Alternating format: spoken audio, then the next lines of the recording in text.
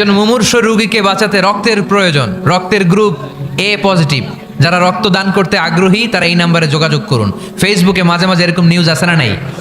আপনি just you put down in share, শেয়ারের মধ্যে একটা পুট করে দিলেন, একটু শেয়ার মেরে দিলেন, ছড়িয়ে পড়লো হাজার হাজার ফেসবুক ফ্রেন্ডদের কাছে। তাদের অনেকে ব্লাড দিতে আগ্রহী, সে তাড়াতাড়ি যে সেখানে ব্লাড ডোনেট করে আসলো। আপনার একটা শেয়ারের কারণে বেঁচে গেল অনেকগুলো প্রাণ। চিল্লা এখন ঠিক কিনা? রক্তদানের মতো শ্রেষ্ঠ ইবাদত হতে পারে? আমরা মনে করি শুধু জিকিরি ইবাদত, আমরা মনে করি শুধু নামাজি ইবাদত। রক্তদান, এক ব্যাগ রক্ত থেকে অনেক মানুষকে বাঁচানো যায়। এর মধ্যে আছে হিমোগ্লোবিন, এর মধ্যে আছে প্লাটিলেট, আছে প্লাজমা। রক্তে একটা উপাদান আছে প্লাজমা, নাম শুনছেন? আগুনে পোড়া রোগীকে বাঁচাতেই প্লাজমা লাগে। হসপিটালের বার্ন ইউনিটে যেয়ে দেখবেন মানুষ কিভাবে চিল্লায়। আগুনে পোড়া রোগীর যে কি কষ্ট, একটু দেখার জন্য হসপিটালের বার্ন ইউনিটে যাবেন, দেখবেন যে কি কষ্টে আছে তারা। এই প্লাজমাগুলোকে অনেক সেন্টিগ্রেড তাপমাত্রা নামিয়ে ঠান্ডা করে দেহে পুশ করা হয়। আপনার এক ব্যাগ রক্ত থেকে প্লাজমা আলাদা করা হবে, প্লেটলেটস আলাদা করা হবে, হিমোগ্লোবিন আলাদা করা হবে, শ্বেতকণিকা, লোহিত কণিকা আলাদা করে অনেকগুলো মানুষ বেঁচে যাবে। এজন্য ফেসবুক থাকাটা দোষের কিছু না, তবে ভালো কাজে আমরা ব্যবহার করব, ঠিক কিনা? আপনার ফেসবুক শেয়ারিং আপনার জান্নাতি বানাতে পারে, আর আপনার ফেসবুক শেয়ারিং আপনার জাহান্নামের লাকড়ি বানাতে পারে। চিল্লায় বলেন ঠিক কিনা? So the decision is yours. সিদ্ধান্ত আপনাকে নিতে হবে, আপনি কিভাবে করবেন। যে কোনো বিপদে ওয়া ইলা রাব্বিকা ফারগাব, কোনো দিকে মনোনিবেশ না করে কার দিকে মনোনিবেশ করব? যে কোনো বিপদ আপদ ফেসবুকে শেয়ার করার আগে শেয়ার করব কার কাছে? আমাদের যার যা লাগে আল্লাহ সবও যদি দিয়ে দেয়, আল্লাহর ধনভাণ্ডারের 1 ইঞ্চিও কমবে? হাদিসে কুদসিতে আল্লাহ বললেন, লাউ আন্না আউওয়ালাকুম ওয়া আখিরাকুম ওয়া ইনসাকুম ওয়া জিন্নাকুম, পৃথিবীর সব জিন, পৃথিবীর সব মানুষ বিশাল মরুভূমিতে দাঁড়িয়ে যদি আমার কাছে চাইতে শুরু করে, আল্লাহ এটা দাও, ওটা দাও, ওটা দাও, আমি আল্লাহ তোমাদের সব চাহিদাও যদি মিটিয়ে দেই, আমি আল্লাহর ধনভাণ্ডারের 1 ইঞ্চিও কমবে না। এজন্য চাইবো কার কাছে? বিপদে আপদে ভরসা করব কার কাছে? আর অবসরগুলোকে কাজে লাগানোর দরকার আছে না নাই? স্বাবলম্বী হওয়ার চেষ্টা করার দরকার আছে না নাই?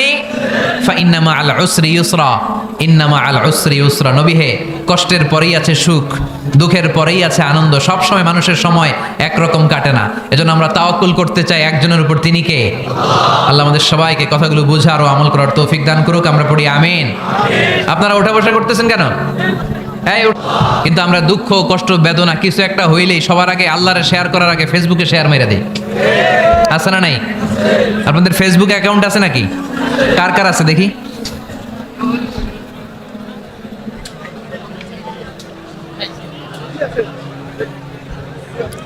আছে আছে। এটার জন্য আমরা ভালো কাজে লাগাই, ঠিক কিনা? আপনি চাইলেই এমন ভাবে ফেসবুক ফ্রেন্ড লিস্ট করতে পারেন যারা ভালো ভালো জিনিস শেয়ার করে, যারা মোটিভেশনাল জিনিস শেয়ার করে, ইসলামের পক্ষে কথা বলে। আপনার এক একটা শেয়ারে অনেকের জীবন বেঁচে যেতে পারে, ঠিক কিনা? এক বিপদে পড়লে ডাকবো কারে? আমাদের অসুস্থতাকে সুস্থতায় পরিণত করে দিতে পারে কে? চাকরির জন্য পাগল পারা, চাকরি নাই, চাকরির ব্যবস্থা করে দিতে পারে কে? বিদেশে যেতে মনে চায়, পাসপোর্ট দিয়ে রেখেছি, ভিসা নাই, ভিসা লাগাই দিতে পারে কে? The struggle is impermanent in our life. দুঃখ কষ্ট এটা আমাদের জীবনে পার্মানেন্ট না, এটা সাময়িক। আচ্ছা, আওয়াজ করে উত্তর দেন তো, 1 বছরে কয়দিন? কদিন? 365 দিন। গত 365 দিনে না খেয়েছিলেন কয়দিন? 20 দিন? 30 দিন? তার মানে অল্প কিছুদিন না খেয়েছিলাম, সারা বছরই খেয়েছিলাম, ঠিক কিনা? আচ্ছা, তো 365 দিনে অসুস্থ ছিলেন কয়দিন? 4-5 দিন, কিংবা 20 দিন, কিংবা 1 মাস, কিংবা 56 দিন, কিংবা 65 দিন। তার মানে বাকি 300 দিন আরামে ছিলাম কি ছিলাম না? তার মানে আমাদের জীবনে দুঃখ বেশি না আনন্দ বেশি? সুখ বেশি না কষ্ট বেশি? এজন্য আল্লাহ বললেন, খবরদার, মুমিন কখনো হেরে যায় না। মুমিনের হারাবার কিছু নাই। মুমিনের জীবনে যদি আনন্দ আসে, মুমিন শুকরিয়া করে, শুকরিয়া করলে সওয়াব আছে না নাই? আর মুমিনের জীবনে যদি দুঃখ আসে, মুমিন সবর করে, ধৈর্য ধরে, ধৈর্যেও সওয়াব আছে না নাই? তাহলে আমাদের সব দিক দিয়েই তো লাভ। আনন্দের দিনগুলোতে শুকরিয়া করব, আর দুঃখের দিনগুলোতে ধৈর্য ধরবো, দুইটার মধ্যে সওয়াব আছে না নাই? এজন্য বিশ্বনবী বললেন আজাবান লি আমরিল মুমিন, মুমিনের বিষয়টা খুবই আশ্চর্যের। ফাইন আসাবাতহু সাররাউন শাকারা, মুমিন যদি আনন্দে থাকে সে শুকরিয়া করে, শুকরিয়া করলে লাভ আছে না নাই? ওয়াইন আসাবাতহু দাররাউন সাবারা, আর দুঃখে পড়লে সে সবর করে, ধৈর্য ধরে, ধৈর্য ধরলে সওয়াব আছে না নাই? তার মানে আমাদের হারাবার কিছু আছে। মাঝে মাঝে আল্লাহ আমাদেরকে দুঃখ কষ্ট দিয়ে পরীক্ষা করতে চান, এগুলো আমাদের জন্য খারাপ নয়। এই দুঃখ কষ্ট বিপদ আমাদের কোমরকে সোজা করে, আমাদের পায়ের মাটিকে শক্ত করে, চিল্লায় বলেন ঠিক কিনা? প্রতিকূল পরিবেশে কিভাবে বাঁচতে হয় এই দুঃখ কষ্ট আমাদেরকে শিখায়। এজন্য মুমিন বান্দার বৈশিষ্ট্য হচ্ছে দুঃখ কষ্ট বেদনা জ্বালা এগুলোতে সে আপসেট হয় না, সে হাল ছেড়ে দেয় না, সে ভরসা রাখে একজনের উপর, চিল্লায় বলতে হবে তিনি কে? কারণ মুমিন জানে রাত্রি যত গভীর হয় অন্ধকার তমানিসা ভেদ করে সুবহে সাদিক হয়। মুমিন জানে গর্ভবতী নারীর পেটের ব্যথা যেই দিন বাড়তে থাকে ওই দিনই নতুন মেহমান আগমনের সময় ঘনাতে থাকে। মুমিন জানে তার জীবনে দুঃখ কষ্ট বিপদ যত বাড়তে থাকে সুখের দিন কাছে আসতে থাকে। এজন্য মুমিনের হারাবার কিছু নেই। ফা ইন্না মাআল উসরি ইউসরা, ইন্না মাআল উসরি ইউসরা। নবী হে, কষ্টের পরেই আছে আনন্দ, দুঃখের পরেই আছে সুখ। আপনি সমস্যায় পড়েছেন, ওই সমস্যার সমাধানও আছে না নাই? এই পৃথিবীতে এমন কোনো সমস্যা আছে যেটার সমাধান নাই? কথা বলেন। সমস্যা তৈরি করেছে কে? আবার সমাধানও দিয়েছে কে? Allah doesn't create a lock without its key. Allah কখনো চাবি না বানাইয়া ওইটার তালা বানায় নাই। কথা কন। তালাও যেহেতু আছে ওই তালার চাবিও বানিয়েছে কে? মা আনজালাল্লাহু দাআন ইল্লা আনজালাল্লাহু লাহু শিফা। আল্লাহ দুনিয়ায় এমন কোন রোগ পাঠায় নাই যেই রোগের ঔষধ বানায় নাই, এমন কোন রোগ নাজিল করে নাই যেই রোগের কোনো চিকিৎসা বানায় নাই, হয়তো সেটা আবিষ্কার হয় নাই। অনেকে ক্যান্সারের কথা বলতে পারেন যে হুজুর ক্যান্সার এমন রোগ, এই ক্যান্সার তার নাই কোনো অ্যান্সার, কিন্তু বিজ্ঞানীরা বলতেছে এটারও অ্যান্সার আবিষ্কৃত হচ্ছে। সুবহানাল্লাহ কইবেন না? কিছু কিছু ক্ষেত্রে হয়েও গিয়েছে। এজন্য দুঃখের পরেই আছে সুখ, কষ্টের পরেই আছে আনন্দ। এই দুনিয়াটাই এরকম, কষ্টের পরই আনন্দ। দেখবেন তারাবির নামাজ 20 রাকাত পড়তে কষ্ট লাগে না? কোমরে ব্যথা, হাঁটুতে ব্যথা, কিন্তু 20টা রাকাত যখন শেষ করে মসজিদ থেকে বের হই একটা আনন্দ আছে না নাই? কষ্ট করে পরীক্ষার জন্য প্রিপারেশন নিলেন আপনি কয়েক মাস, কিন্তু ফলাফল যখন ভালো হয় তখন একটা আনন্দ আছে না নাই? সারাদিন রোজা রাখলেন রমজানে, কি কষ্ট, তৃষ্ণায় গলা ফেটে যায়, কিন্তু ইফতারির সময় যখন রুহাবজা শরবতটা খাই কেমন লাগে? একটা আনন্দ আছে না নাই?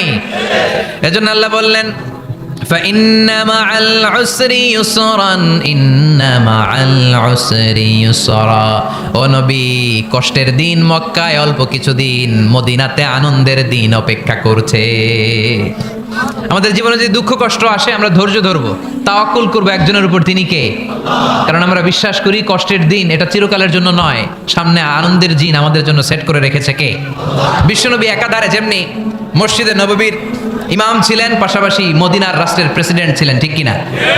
তার মানে ইমাম বা নেতা এমন হওয়া দরকার যে নামাজও পড়াতে পারে আবার সমাজও শাসন করতে পারে, ঠিক কিনা? এমন নেতার দরকার আছে না নাই? এজন্য বিশ্বনবী বললেন রব্বি আদখিলনি মুদখালা সিদকিন ওয়া আখরিজনি মুখরাজা সিদকিন ওয়াজআলনি মিন লাদুনকা সুলতানান নাসীরা। ও আল্লাহ, আপনি আমারে সত্যতার সাথে মক্কায় রাখেন, বের করলেও সত্যতার সাথে বের করেন, আর আপনি আমাকে বিজয়ী শক্তি দান করেন। বিজয়ী শক্তি, রাজনৈতিক শক্তি বিশ্বনবী আল্লাহ তাআলার কাছ থেকে দোয়া করে চেয়ে নিয়েছেন, চিল্লায় বলেন ঠিক কিনা? রাজনৈতিক শক্তি দরকার আছে না নাই? দরকার আছে?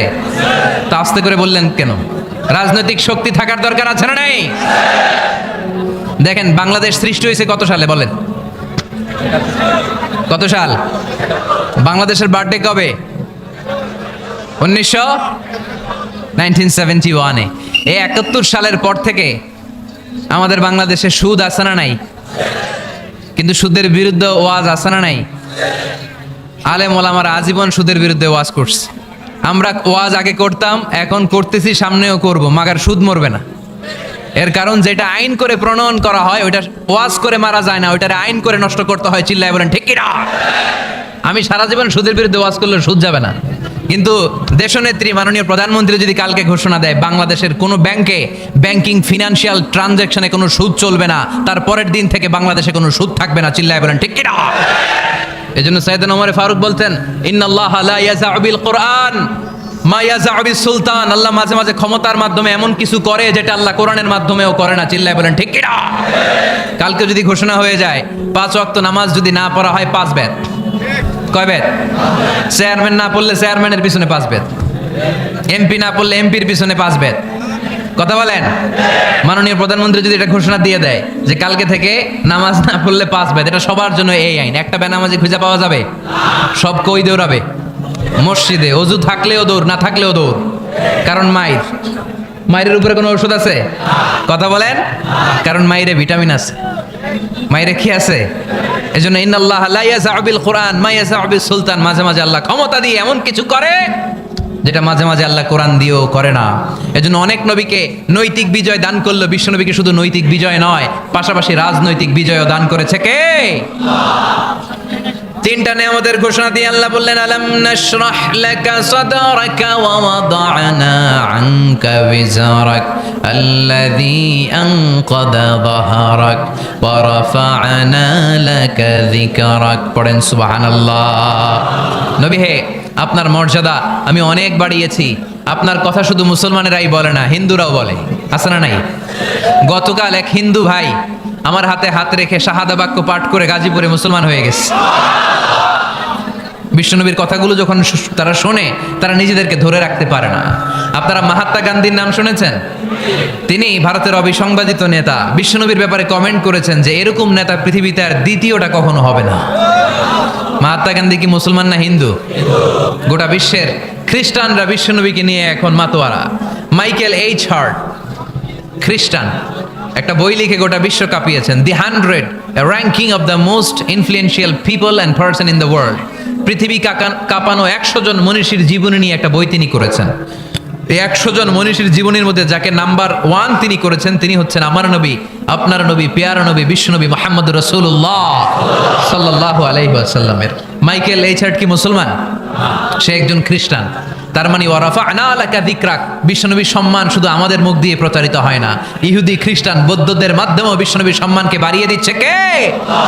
I have studied him, the wonderful man, in my opinion, far from being antichrist, and he must be called the savior of humanity. খ্রিস্টানরা বলছে আমরা এই মুহাম্মাদের জীবনী গবেষণা করে পড়েছি, তাকে খ্রিস্টান বিরোধী বলা তো দূরের কথা, তাকে মানবতার ত্রাণকর্তা বলতে হবে। তিনি গোটা বিশ্বের জন্য সুপারম্যান হয়ে পৃথিবীতে এসেছে। As a father, as a teacher, as a lawgiver, as a lawmaker, Muhammad is the superman of the world. স্বামী হিসেবে, পিতা হিসেবে, নেতা হিসেবে, নবী হিসেবে মুহাম্মদ ইসলাম সাধারণ কোনো মানুষ নয়, তিনি গোটা বিশ্বের জন্য সুপারম্যান হয়ে পৃথিবীতে আগমন করেছে। ওয়া রাফা'না লাকা যিকরাক, নবী দুশ্চিন্তা করবেন না, টেনশন করবেন না, আমি আপনার সম্মানকে বাড়িয়ে দেব। এই তিনটা নেয়ামতের বর্ণনা সূরা ইনশিরাহের ভিতরে বর্ণনা করলেন কে? এরপরে রাব্বুল আলামিন বিশ্বনবীকে নেয়ামতের বর্ণনার ঘটনা শুনিয়ে বিশ্বনবীকে সান্ত্বনা বাণী শোনাচ্ছেন আর পড়ছেন, ফা ইন্না মাআল উসরি ইউসরান, ইন্না মাআল উসরি ইউসরা। নবী গো, নিশ্চয়ই কষ্টের পরে আছে আনন্দ, দুঃখের পরেই আছে সুখ। সুবহানাল্লাহ। কষ্টের পরে আনন্দ, দুঃখের পরে